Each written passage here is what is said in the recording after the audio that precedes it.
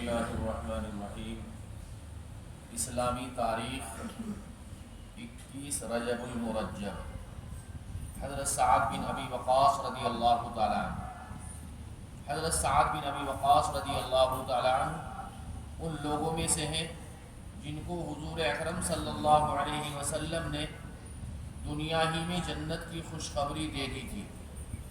آپ کا نام سعد بن مالک قریشی ہے۔ آپ نے 17 سال کی عمر میں اسلام قبول کیا۔ آپ اسلام لانے والوں میں 7ویں شخص ہیں، لیکن اللہ کے راستے میں تیر چلانے والے پہلے شخص ہیں۔ آپ کو تیر چلانے میں مہارت تھی، اس لیے پہلے آدمی بنے۔ آپ مستجاب الدعوات تھے، یعنی اللہ سے جو دعا مانگتے تھے اللہ تعالیٰ آپ کی دعا قبول فرماتے تھے۔ غزوہ بدر اور احد کے ساتھ تمام غزوات میں رسول اللہ صلی اللہ علیہ وسلم کے ساتھ شریک رہے۔ اللہ کے راستے میں بڑی تکلیفیں اٹھائی ہیں۔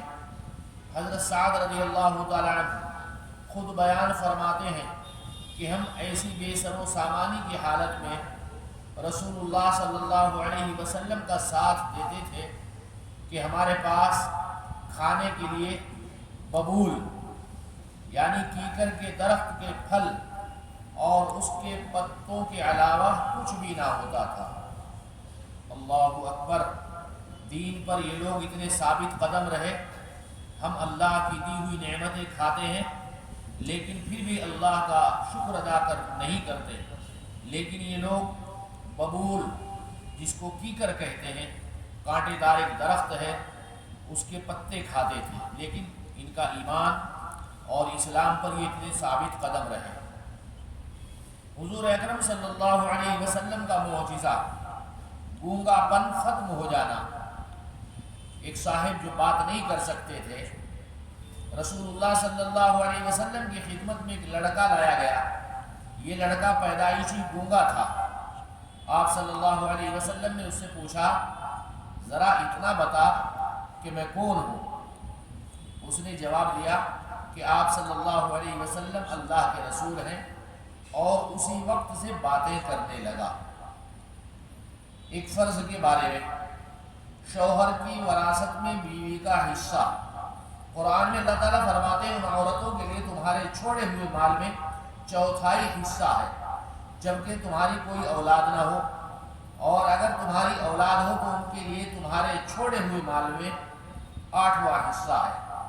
ان کو یہ حصہ تمہاری وصیت اور قرض کو ادا کرنے کے بعد ملے گا۔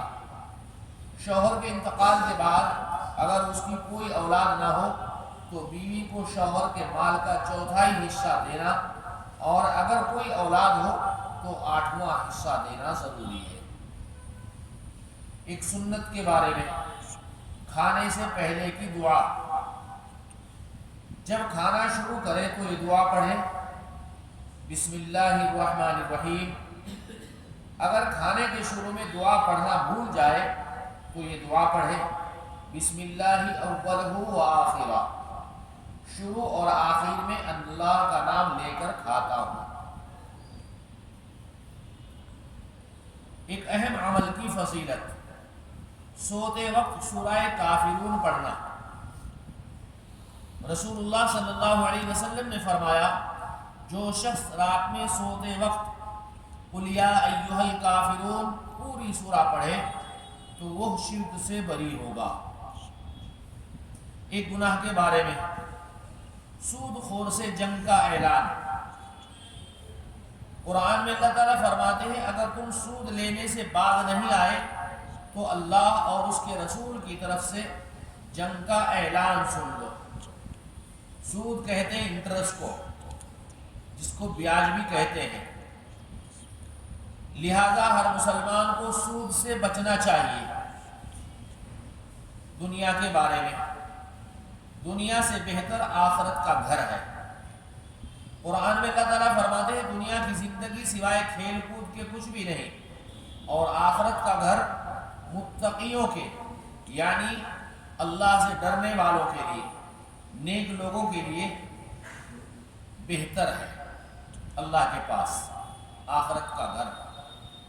آخرت کے بارے میں جنت میں سب سے زیادہ عزت والا، رسول اللہ صلی اللہ علیہ وسلم نے فرمایا جنت میں سب سے زیادہ عزت والا شخص وہ ہوگا، دنیا میں سب سے بڑا عزت والا اس کو کہتے ہیں جس کے پاس مال دولت ہو، لیکن جنت میں سب سے زیادہ عزت والا شخص وہ ہوگا جو صبح و شام اللہ تعالیٰ کا دیدار کرے گا، اللہ کو دیکھے گا، صبح میں بھی اور شام میں بھی۔ جس کو اللہ مل گئے اس کو ساری دنیا مل گئی، آخرت مل گئی۔ طب نبوی سے علاج، انجیر سے جوڑوں کے درد کا علاج، رسول اللہ صلی اللہ علیہ وسلم نے فرمایا انجیر کھاؤ کیونکہ یہ بواسیر کو ختم کرتا ہے اور جوڑوں کے درد میں بے حد مفید ہے۔ اللہ تعالی ہم سب کو انجیر کھانے کی توفیق عطا فرمائے۔ مہنگا ضرور ہے لیکن اللہ کے نبی کی سنت بھی ہے، جو آپ نے فرمایا ہے وہ بالکل ٹھیک ہے۔ سبحان اللہ بحمدہ، سبحانک اللہم وبحمدک، ونشہد ان لا الہ الا انت، نستغفرک ونتوب الیک۔ سبحان ربک رب العزة عما یصفون، وسلام علی المرسلین، والحمد للہ رب العالمین۔